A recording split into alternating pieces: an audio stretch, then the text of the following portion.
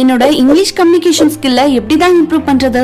நான் மட்டும் இங்கிலீஷ்ல நல்லா பேசினேன்னா என் லைஃப் வேற லெவல்ல மாறிடும்னு நீங்க நினைச்சிருந்தீங்கன்னா இந்த வீடியோல சொல்லிருக்க 7 சிம்பிளான ட்ரிக்ஸ் ட்ரை பண்ணி பாருங்க. கண்டிப்பா உங்களால வெறும் 3 மாசத்துல ஒரு நல்ல சேஞ்ச ஃபீல் பண்ண முடியும்.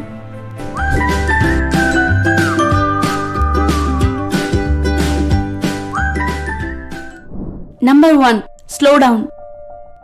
இங்கிலீஷ்ல பேசணும்னு நினைக்கிற நிறைய பேர் பண்ற ரொம்ப காமனான மிஸ்டேக் இதுதான். அவங்க இங்கிலீஷ்ல பேச பிராக்டிஸ் ஸ்டார்ட் பண்ண உடனே நேட்டிவ் இங்கிலீஷ் ஸ்பீக்கர்ஸ் மாதிரி இங்கிலீஷ்ல ஃப்ளூயண்டா பேச ட்ரை பண்ணுவாங்க.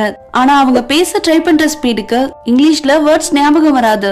அதனாலேயே அவங்களோட கான்பிடன்ஸ் லெவல் கம்மியாகிடும். சோ எப்பவும் நீங்க இங்கிலீஷ்ல பேச பிராக்டிஸ் பண்ண ஸ்டார்ட் பண்ணும்போது ரொம்ப நிறுத்தி நிதானமா உங்களோட ஸ்பீட்லயே பேச ட்ரை பண்ணுங்க. நல்லா யோசிச்சு சரியான வார்த்தைகளை யூஸ் பண்ண டைம் எடுத்துக்கோங்க. அப்போதான் உங்ககிட்ட பேசுறவங்களாலையும் நீங்க பேசுறத ஈஸியா புரிஞ்சுக்க முடியும். சோ உங்களோட கான்பிடன்ஸ் லெவலும் அதிகமாகும். Number 2, record your self. எந்த ஒரு லாங்குவேஜையும் நம்ம ஜஸ்ட் ஓவர் நைட்ல கத்துக்கிட்டு பேசி எக்ஸ்பெக்ட் ஆகிட முடியாது.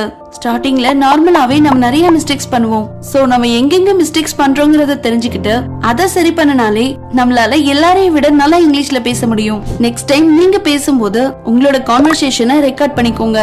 அதை திரும்ப திரும்ப கேட்டு பாருங்க. எங்க எந்த மாதிரி மிஸ்டேக்ஸ் எல்லாம் பண்றீங்க, எந்த இடத்துல நீங்க இம்ப்ரூவ் பண்ணணும்ன்ற ஒரு ஐடியா உங்களுக்கு கிடைக்கும். Number 3, learn while you relax. Next time நீங்க தமிழ்ல மூவிஸ் பாக்கும்போது இல்ல யூடியூப்ல ஏதாவது ஒரு வீடியோஸ் பாக்கும்போது இங்கிலீஷ் சப்டைட்டில்ஸோட பாருங்க. ஏன்னா நீங்க ஃபாஸ்டா இங்கிலீஷ் கம்யூனிகேஷன் ஸ்கில்ஸை இம்ப்ரூவ் பண்றதுக்கு இது ஒரு செமையான வழி. அப்புறம் இங்கிலீஷ்ல மூவிஸ் பாருங்க. கண்டிப்பா ஸ்டார்டிங்ல நிறைய பேருக்கு சுத்தமா ஒண்ணுமே புரியல, அதுக்கு தமிழ்ல டப் பண்ண மூவிஸே பாக்கலாம்னு நினைப்பாங்க. ஆனா உண்மை என்னன்னா இங்கிலீஷ் கம்யூனிகேஷன் ஸ்கில்ல நீங்க இம்ப்ரூவ் பண்ணணும்னு நினைச்சீங்கன்னா கண்டிப்பா மூவிஸை இங்கிலீஷ் லாங்குவேஜ்ல பாருங்க. ஸ்டார்டிங்ல அது உங்களுக்கு புரியாத மாதிரி தெரிஞ்சாலும் நீங்க இங்கிலீஷ்ல மூவிஸ் பார்க்க உங்களோட ப்ரொனன்சியேஷன் அப்புறம் லாங்குவேஜ் ஸ்கில்ஸ்லாம் வேற லெவல்ல இம்ப்ரூவ் ஆகும்.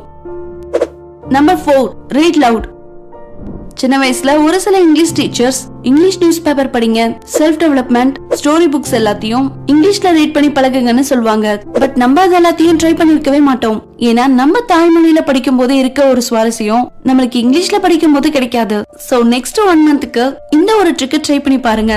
இங்கிலீஷ்ல ஸ்டோரி புக்ஸ் இல்ல செல்ஃப் டெவலப்மெண்ட் புக்ஸ்னு உங்களுக்கு பிடிச்ச ஏதாவது ஒரு டாபிக்ல புக் வாங்கிட்டு அதை நல்லா சத்தமா வாய் விட்டு ரீட் பண்ணி பிராக்டிஸ் பண்ணுங்க. ஒரு புக்கை நீங்க வாய் விட்டு சத்தமா ரீட் பண்ணும்போது உங்களோட ப்ரொனன்சியேஷன் இம்ப்ரூவ் ஆகும். உங்களுக்கே தெரியாம உங்களுக்கு சென்டென்ஸ் ஃபார்ம் பண்ற ஸ்கில்ஸ் அப்புறம் கிராமர்னு எல்லாமே கொஞ்சம் கொஞ்சமா நல்லா கத்துக்க முடியும். Number 5, listen more than you speak.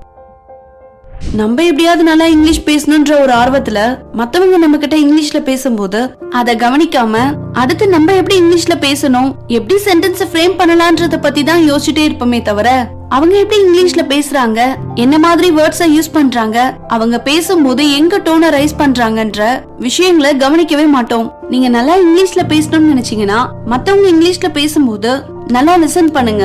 அவங்க என்ன மாதிரி சென்டென்ஸை ஃப்ரேம் பண்ணி பேசுறாங்கன்னு நல்லா கவனிங்க.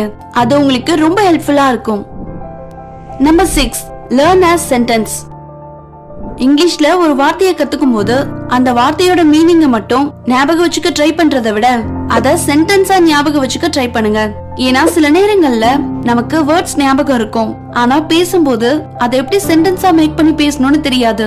சோ எப்பவுமே ஒரு வேர்டுக்கான மீனிங் தெரிஞ்சுக்கிட்டீங்கன்னா அதை எப்படி சென்டென்ஸா மேக் பண்ணணும்ன்றதையும் கத்துக்கோங்க. இதனால நீங்க நெக்ஸ்ட் டைம் இங்கிலீஷ்ல பேசும்போது எந்த வேர்ட்ஸை எங்க யூஸ் பண்ணணும்ன்ற குழப்பம் இருக்காது. உங்களோட கான்பிடன்ஸும் அதிகமாகும்.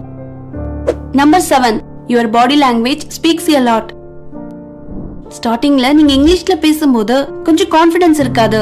இது இயல்பான விஷயம் தான். ஏன்னா நம்ம ஒருத்தர்கிட்ட இங்கிலீஷ்ல பேசும்போது நம்மளுக்கு இங்கிலீஷ்ல கரெக்டா பேச தெரியலன்னு நினைச்சுப்பாங்களோன்னு ஒரு விதமான பயம் பதட்டத்தோடயே பேசுவோம். ஆனா உண்மை என்னன்னா நம்ம என்ன மாதிரி ஃப்ளூயண்டா பேசுறோம்ன்றத விட நம்மளோட பாடி லாங்குவேஜ் தான் நம்மள பத்தி மத்தவங்க எப்படி நினைக்கிறாங்கங்கறத 90% டிசைட் பண்ணுது. நெக்ஸ்ட் டைம் நீங்க இங்கிலீஷ்ல பேசும்போது ரொம்ப கேஷுவலா ஷோல்டர்ஸ் நல்லா ஸ்ட்ரெயிட்டா வச்சு ஒரு சின்ன ஸ்மைலோட உங்களோட ஸ்பீட்லயே இங்கிலீஷ்ல பேசுங்க. அது உங்களோட கான்பிடன்ஸ் லெவலை அதிகப்படுத்தும். உங்க ஸ்ட்ரெஸ் லெவல் கம்மியாகி உங்களால இன்னும் நல்லா ஃப்ரீயா ஃப்ளூயண்டா இங்கிலீஷ்ல பேச முடியும். இந்த வீடியோ உங்களுக்கு பிடிச்சிருந்தா உங்களோட ஃப்ரெண்ட்ஸ்க்கு ஷேர் பண்ணுங்க.